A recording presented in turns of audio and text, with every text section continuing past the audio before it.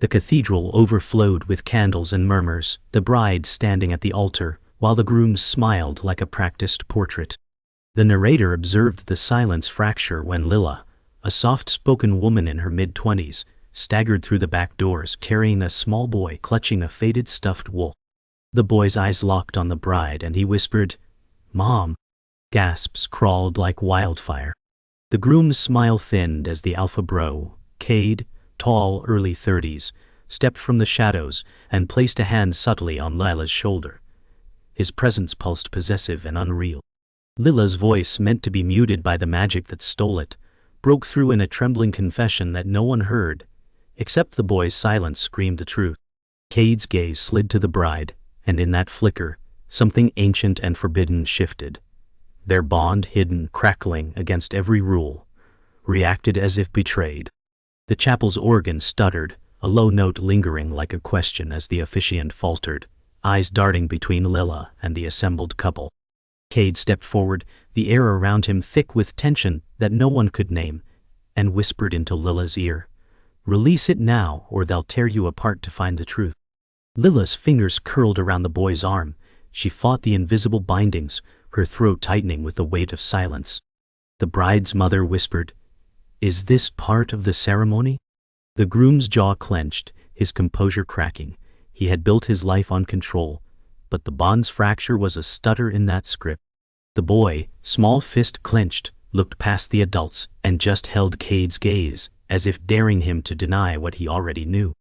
The murmurs swelled into a low roar, and the bride stepped back, her veil brushing the stone floor as confusion sharpened into accusation. She said, "Who is she?" Her voice cracked like thin ice. The groom, suddenly unmoored, tried to answer, but Cade cut through, his tone deceptively calm. "She is the truth your vows were built to bury." The boy stepped closer, tiny shoulders squared, and in a voice that sounded older than his years said, "You promised her safety, not this lie." Silence shattered. Guests recoiled as if struck. Lila's eyes found the bride's, and in that lock a storm of hurt and recognition passed. She had been erased, but the child had brought her back, unasked. The narrator noted that the alpha bond between Cade and Lila twitched, a hidden contract reacting to the exposure, the rules bending like thin glass about to crack. The officiant, voice trembling, tried to regain control and asked, "Is this some kind of interruption?" Cade responded, "It is the interruption of a lie." The bride stepped forward, lips trembling. "Lila, I," but Lila raised her chin, unspoken pain flaring, and the boy interrupted with a clear, piercing declaration. "She is my mother. You stole her voice to bind her to him." A hush descended. Even the candles seemed to lean in.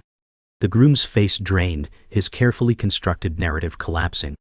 The alpha bond's fracture emitted a low hum only Lila could sense, and she felt for the first time two currents tugging, one pulling her silence tighter, the other pulling her toward truth, the forbidden connection to Cade trembling like a thread stretched too far. The assembly fractured. Whispers became accusations. The bride's mother surged forward. "Explain this now." The groom's practiced calm dissolved into frantic denial. "She is nothing. This is manipulation." Cade stepped fully into the light, and the air shifted, the forbidden bond between him and Lila flaring like a wounded animal. Its glow pulsed across the marble floor, brief and undeniable. He said, "The rules were written by those afraid of what we are. Lila never agreed to be erased." The boy, eyes wet, repeated softly, "Mom, I remember your stories. You used to sing before they took it." The narrator watched the moment cleave the day. A wedding becoming an unveiling, a bond reacting outward with raw, chaotic energy that made the chandeliers tremble. The cathedral emptied into fractured pockets of whispers. The wedding paused like a held breath. Lila sat alone in a side alcove, her hands curled into fists on her lap, the stolen silence pressing at her throat like iron. Cade appeared beside her without announcement, the forbidden bond between them humming low, not as control now but as shared ache. He said, "They see pieces. You don't have to carry all of it alone." Lila stared at the cracked marble beneath her, memories of a voice that once flowed from her like water surfacing unbidden, and replied with eyes only, the weight of her loss obvious. The stories she used to tell her son, the songs, the safety, all ripped away and buried under a ritual she never agreed to. The boy watched from the doorway, small and solemn, and pressed a hand against the cool stone, as if grounding himself to believe the truth blooming like a bruise. The narrator noted that Lila's desire was no longer abstract. It was simple and raw, to speak, to be known, to reclaim the sound of her own name. The guests were corralled into hushed clusters, and the bride retreated with a brittle composure to a side chapel. Lila followed, drawn by guilt and the need to see the damage done to the woman who had been groomed into a life built on lies. The bride whispered, voice trembling, "I thought I knew you. I thought I knew him." Lila stepped forward, her throat straining against silence, and lifted a hand as if to reach, but the bond's tension held her back in a pull that felt like regret and protection colliding. Cade hovered near the doorway, his presence a quiet threat to anyone who misread his alliance. The bride said, "If she is your truth, why hide it in pain?" Cade responded before Lila could, "Because truth here means war, and she was silenced to keep you both safe from what those rules would unleash." The bride looked at Lila, searching the face that had been erased, and in her eyes something softened. She saw not a villain, but a victim wearing absence like armor. The narrator revealed the stakes. Lila's identity was a fissure beneath everyone's footing, and the only bridge was the fragile, breaking sympathy of the betrayed. Lila retreated to the gardens outside, where overgrown hedges absorbed the echoed chaos, and the boy followed, stepping across dew-damp grass. He sat beside her and placed his small, warm hand over hers, the memory of her voice flickering in his expression like a half-remembered lullaby. He said, "You used to sing when the moon was full. I still hear it sometimes in dreams." Lila closed her eyes, the silent scream of that loss opening into something like shame and love tangled. Cade emerged from the shadows of a cypress tree, lowering himself to sit opposite, his face soft in the rare private brevity, and murmured, "We can break the silence. The rules fracture if you choose to pull, but it will hurt them more than it hurts you." The boy's fingers drummed a rhythm against the stone bench, small defiance shaping into hope. Lila looked at the boy, then at Cade, and in that pause the narrator sensed a decision. She would not wait for permission from the world that stole her. She would claim her voice through their broken bond, even if it meant bleeding old rules open. Word of the rupture spread beyond the walls, and a small delegation from the ruling council arrived under the pretense of offering mediation. Their lead envoy, a sharply dressed woman with thin lips, requested a private audience, and the groom, humiliated, agreed in the hope of regaining control. Lila was summoned, trembling, and the envoy asked dryly, "What is the nature of this bond? Is she bound willingly or by coercion?" Cade stepped forward, uninvited, and declared, "She was erased without consent. That is coercion. The law you uphold forgot the part where consent matters." The envoy's eyes flicked over him, calculating, then landed on Lila, searching her face for compliance. Lila held the boy's hand tight, and in a look that carried the weight of generations stolen, raised her chin. The narrator noted that this moment shifted the emotional anchor again. Lila's pain became a public accusation, and her desire to reclaim autonomy was no longer private. It threatened the very legitimacy of the council's silence. The council demanded proof. The groom offered forged documents and rehearsed testimony, but the boy stepped forward unprompted and said, "I remember the lullaby," and she whispered my name before they took her sound. Silence cracked like ice underfoot. The envoy, trained to dismiss emotional evidence, hesitated, then asked Lila if she would consent to a ritual inquiry to verify. Cade's eyes darkened. He said, "You will not subject her to your twisted rites. Her silence is the wound you made, not a mystery to dissect." Lila looked at Cade, then at the boy, and finally at the envoy.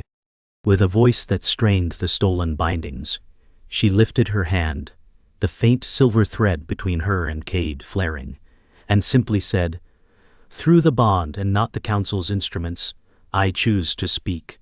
I choose truth." The narrator watched the air around them vibrate. This was no longer just testimony. It was rebellion taking form, and the council realized their rules were cracking from inside. News of Leela's declaration rippled like acid through the city's upper echelons. The ruling council convened emergency sessions, and whispers of rebellion threaded through alley markets. Kate escorted Leela and the boy to a hidden safehouse beneath the old theater, where the fractured bond had room to breathe away from public scrutiny. Leela paced, fingers tracing invisible syllables in the dust, and said, "If I speak, they'll hunt what's left of me. If I stay silent, they keep me harassed." Kate answered, "Then speak on your terms. I'll take their heat with you. The rules feared us because we felt. They never accounted for what happens when pain chooses its own voice." The boy, curled in a corner with the stuffed wolf, muttered, "Tell them the truth. Don't let them bury her again." The narrator watched the transformation. Leela's pain was no longer just survival. It was strategy. A quiet revolution forming around her reclaimed sound. Leela and Cade convened with a small circle of allies, an exiled council scribe who'd seen the erasures, a healer who could sense silenced echoes, and a young street guide who knew how information bled through the city. The scribe whispered, "The bond's reaction in public weakened their authority. If you amplify it, the old decrees crumble." Leela replied with hollow eyes, "Amplify how? My voice is shards." The healer placed a palm near her throat, feeling the stolen pieces trembling like trapped birds, and suggested, "Use the bond as a conduit. Let Cade carry the first echo outward and let it ripple. Truth doesn't have to be full. Fractured is still heard." The guide added, "We'll leak fragments to the market, to mothers, to those who have been silenced. The city remembers pain. It'll remember this one." The narrator recognized the pivot. The fight would no longer wait for formal hearings. It would spread through small, defiant truths whispered into ordinary lives. The first broadcast was small, a merchant's daughter singing an altered lullaby in the market square, with Leela's cadence hidden beneath her own voice. The crowd paused. Mothers' eyes softened. Traders' conversations stuttered, and a boy in a stall turned, whispering, "That sounds like her." Word traveled like loosened ink. The ruling council dispatched enforcers to root out the source, and the groom, desperate to reassert narrative control, publicly denounced the fabricated propaganda. Cade met the enforcers with a calm that masked simmering fury, saying, "You punish echoes while ignoring why the original voice was stolen." Leela, from behind a curtain, watched the ripples. Each whispered fragment bolstered her, and she silently vowed the next release would be louder, more precise. The narrator noted the true danger. The city was beginning to expect truth in uneven pieces, and the council's ability to silence was fraying like old rope. The council responded by targeting damage control, public decrees branding the disturbances, malignant superstition, and ordering the removal of any unauthorized vocal influences. Posters went up, showing Leela's silhouette with warning symbols, and spies infiltrated ally circles. Cade and Leela met at dusk on the city's old aqueduct, where the river's steady roar masked their voices. Cade said, "They'll frame you as danger. They always do when silence slips." Leela touched the cold stone railing, then the silver thread between them pulsed brighter as she answered, "Let them try. I'd rather be feared for speaking than forgotten for staying quiet." The boy appeared, climbing the arch like a small shadow, and added, "They can't erase the parts people pass along. I heard a woman hum your tune in the bakery today." The narrator observed the conflict had spilled from council chambers into the texture of daily life. Resistance lived in mundane echoes now. The rising conflict fractured loyalties. The bride, watching from afar, sent a messenger with a sealed note asking for a meeting. The groom forbade it publicly, but leaked his own version, accusing her of collusion. The bride ignored the smear and arrived alone at the safe house, eyes shadowed but softened by something like purpose. She said, "They called you monster and martyr. I came to ask what you need." Leela, cautious, lifted her chin, and the bride offered, "Truth needs a face the city already trusts. Let me speak for a piece with your shape behind it." Cade interjected, "If she steps too close, they'll use her to cut you deeper." The bride answered, "Then I'll take the cut. The story needs someone who isn't already invisible." The narrator realized the emotional calculus had shifted. Allies would now risk their own reputation to give Lila more than whispers. She was gaining spokespeople, imperfect but necessary. The twist landed like a fracture in ice when the bride produced a sealed registry from her past. Hidden all along, it revealed that the groom's lineage was fabricated, his claim to the throne of social standing a constructed lie, and that the marriage contract had been orchestrated to hide a deeper conspiracy of voice theft. The council envoy's composed mask ruptured. The groom sputtered denial, but the bride said, "He promised me security with lies. I was told silence would protect us. I see now who's been shaping truth to stay safe." Lila, hearing this, felt the bond pulse sharply as if a buried ledger had been pried open, and Cade murmured, "Everything they built on erasure is exposed. The rules weren't just broken. They were built on stolen foundation." The narrator watched the players shift. Allies became accusers, and the world's supposed order tilted. The revelation detonated the fragile peace. The council demanded proof, and the bride offered the document, her voice quiet but unwavering. The groom lashed out, calling it forgery, yet the scribe ally appeared with corroborating marginalia from archived drafts, exposing the council's own edits to the original decree that had sanctioned the erasure. One of the elders, long believed loyal, stepped forward and whispered, "We all signed because we feared what speaking would do."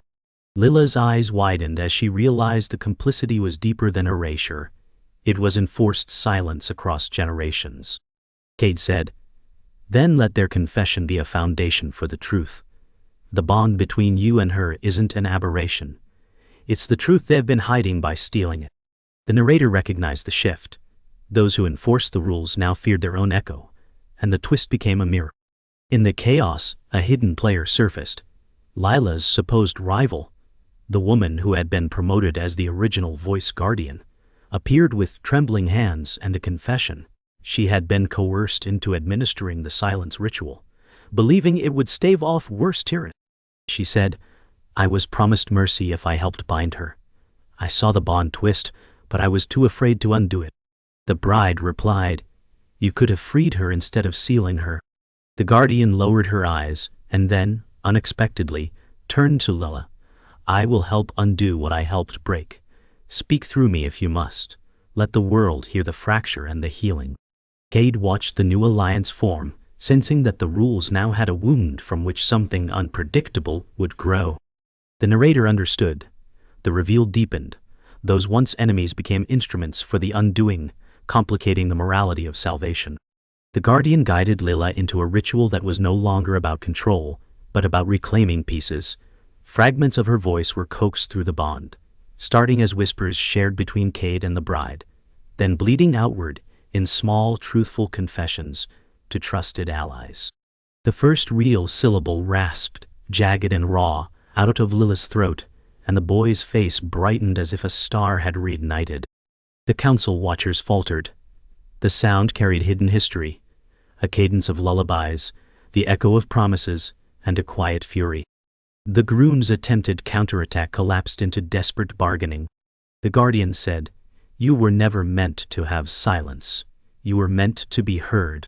Lila, voice flickering like flame, replied, "Then I will burn their lies with it."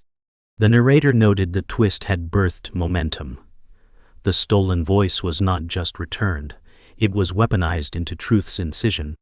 The moment the first full sentence landed in public, spoken by the bride with Lila's cadence woven beneath, it shattered pretense. The bride declared before a gathering that the marriage, the erasures, and the council's silence had been built on stolen sound, naming names and quoting the sentence Lila had given her to speak. She was taken, her voice held, and we lied to protect our comfort. The crowd reeled. The groom's allies murmured betrayal.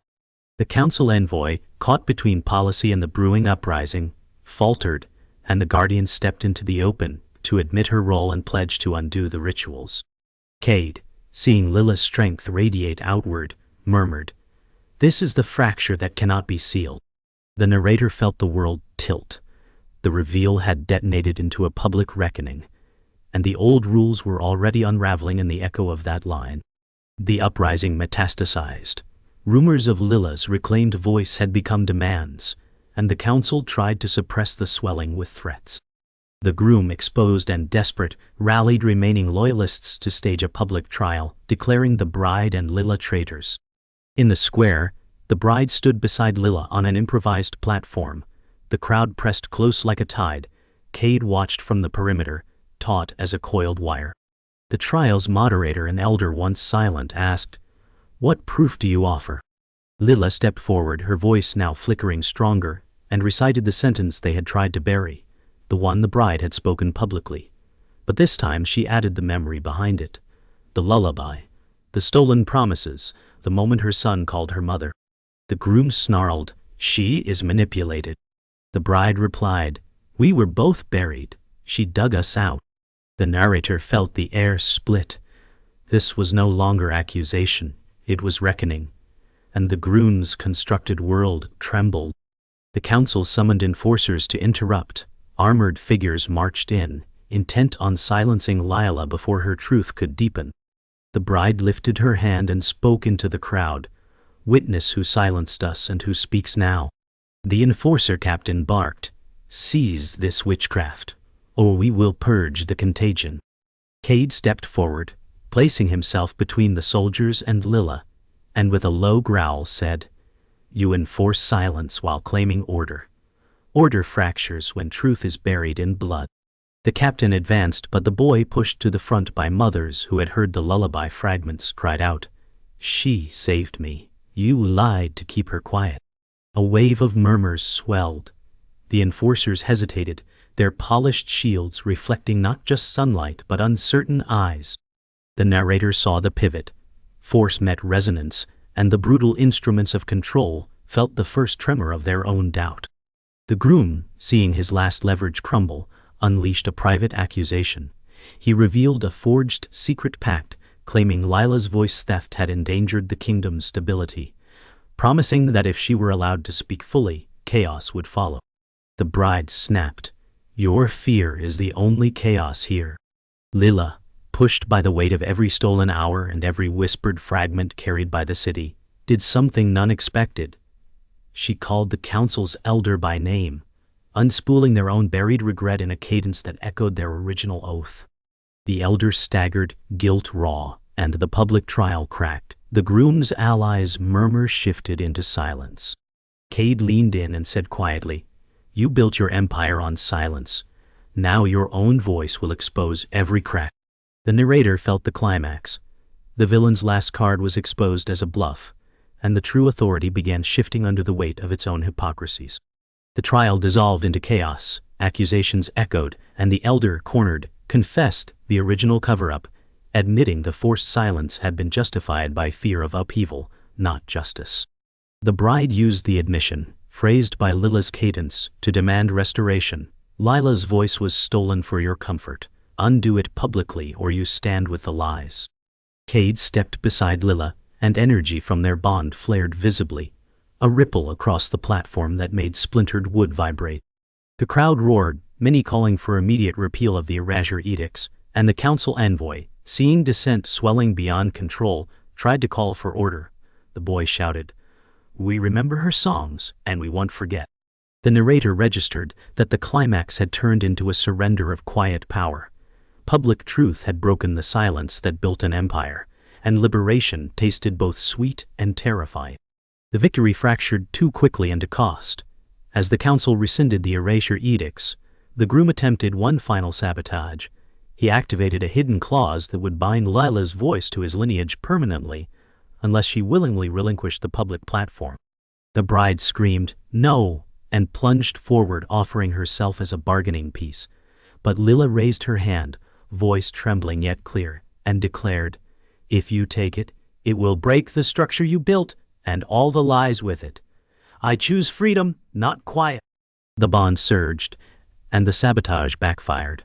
The groom's claim collapsed, his voice drowned by the rising chorus of those who had heard Lila's reclaimed whispers. Cade pulled Lila close, the boy crying out with relief, and the narrator saw the painful truth. Climax meant not clean victory but a rupture that would scar, and the heroine had chosen breaking chains over safe silence. The dust settled, But the echo of the public confession kept vibrating. The council's authority had been hollowed, and reform talks bubbled amid angry cheers and wary silence. Lilla, now speaking with a rough-edged grace, addressed a gathering of city elders, commoners, and hesitant nobles. She said, "You took my voice to silence a truth you feared. Now you will hear it, and you will choose whether to mend what you broke."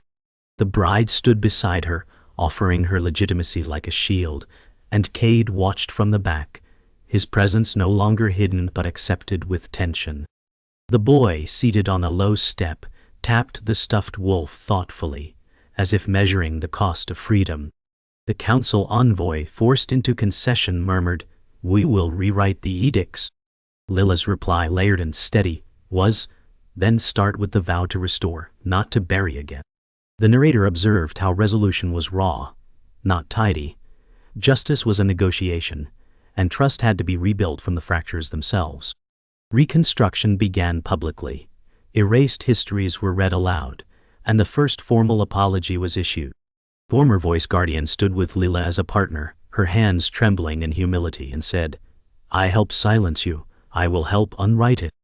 Lilla placed her palm over the guardian's, the silver thread between them now a bridge rather than a shackle, and replied, "Then speak my name when you write the truth." The bride proposed a new charter codifying consent and restitution. Cade, in a rare moment of quiet, told the boy, "You kept her memory alive. That's why this worked." The boy grinned. "I just remembered her songs, and now they're everywhere." The narrator noted the strange healing. Allies forged in blood and revelation had to decide if shared guilt could become shared care, and whether the broken bond could become a new kind of covenant.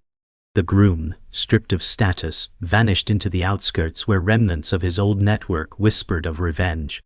The bride, now publicly aligned with Lilla, confronted him in a quiet courtyard. She said, "You tried to cage her and yourself. The world sees you for what you pretended not to be." He spat. "You made me a spectacle." She answered, "I gave you the truth. You chose to wear lies."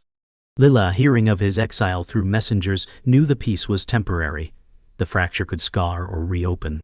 Cade added softly to the bride, "He can lash, but he's already hollow." The narrator reflected that resolution was fragile. True endgames required not just dismantling villains, but anchoring the new reality against their shadows. As the new charter was debated, pockets of resistance from old loyalists tried to twist the language, claiming balance required limiting Lila's influence. The boy, now a small emblem of what was reclaimed, burst into the assembly and declared, "You can't fence what we sing. She's not a tool. She's our voice." The room quieted. Even the hardened critics felt their rhetoric wobble. Cade stood beside Lilla and added, "You wanted to cage silence. She made it speak justice." Lilla stepped forward, her voice steady, and redefined the terms. Public oversight, shared storytelling councils, and safe spaces for those previously erased.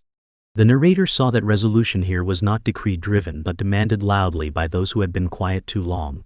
Healing was a chorus, not a solitary apology. The resolution's cost revealed itself in private moments. Lilla, lying awake in the safe house, traced the silver thread, now steady but permanent, feeling the echo of Cade's presence like a heartbeat aligned with hers. He entered quietly and said, "We built a future. It doesn't erase the past, but it keeps me here differently." She replied, "The bond is no longer stolen, it's chosen. But every time I speak, a piece of your silence asks why." He took her hand. "Then we talk. We won't let old rules define our quiet." The boy knocked gently and asked if they were okay. Lilla smiled, fragile, and answered, "We're learning what freedom sounds like." The narrator understood that resolution had become personal. The public victory required daily negotiation, and love, if it would survive, would be in the ongoing choosing, not in a single declaration. The new order groaned into being. The old council limped through revisions while the city buzzed with voices that once were quiet. Lilla, still tethered gently to Cade by the chosen bond, traveled the districts to help those erased speak fragments of their stories. The bride organized public gatherings where the reclaiming of sound became ceremony, and the boy led children in humming the lullaby that had seeded the rebellion. The groom's shadow had diminished, but rumors of residual sabotage kept allies vigilant. Cade spoke softly to Leela. They called your voice dangerous. Now it's the foundation. Lila answered. Danger was their word for truth. I'll keep building. The narrator noted the uneasy peace.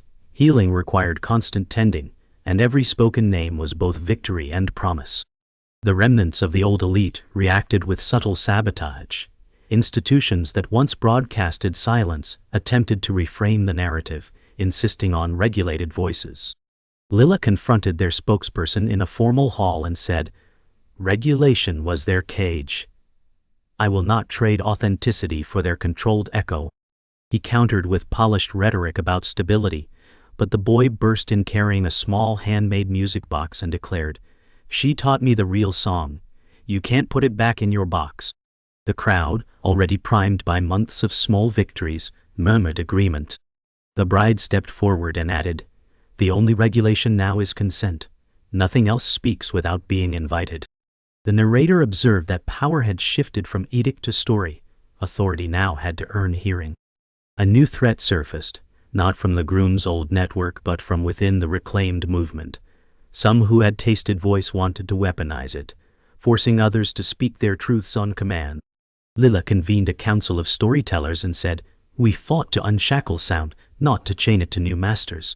The former guardian added, balance is fragile. Power can drown empathy if unchecked. Cade supported quietly. The bond chooses. It doesn't command. That's the line we defend. They drafted a charter of reciprocity, ensuring that every speaker could pause, withdraw, or refuse. Voice would remain a covenant, not a mandate. The narrator reflected that resolution was evolving. Freedom now included protection against its own excess, and the heroine had to guard both silence and speech. The city held a festival marking a year since the fracture. Their celebration was equal parts remembrance and promise. Lila walked through crowds, hearing names spoken aloud that had been buried, and the boy performed the lullaby on a small wooden stage, while children danced, weaving the recovered melody into new verses. The bride raised a glass and declared the day, Voice Day, and Cade, beside Lila, quietly presented her with a small carved pendant, shaped like the wolf from the boy's stuffed toy, a symbol of survival and choice. Lila touched it, feeling the warmth of their shared history, and whispered, we built this from broken rules. The narrator saw the resolution ripple outward. The climax had become legacy, and the final fight now was to keep the story generous, not ossified. As twilight deepened, Lila slipped away from the celebration to the old cathedral steps where the first fracture had erupted. Cade joined her silently. The pendant glinted in the fading light. She said, we've rewritten rules, but the heart still remembers how close silence was. He replied, every day we choose voice over forgetting. That's the line that holds. The boy appeared, carrying the stuffed wolf, and placed it beside them. In the hush, Lila leaned into Cade, and with the bond transparent and tender, spoke the one line that had been unspoken for so long, not as accusation, but as closure. She waited all that time, and he was standing right there. The narrator felt the final chord. A truth reclaimed, a bond remade, and a quiet that was chosen, not imposed.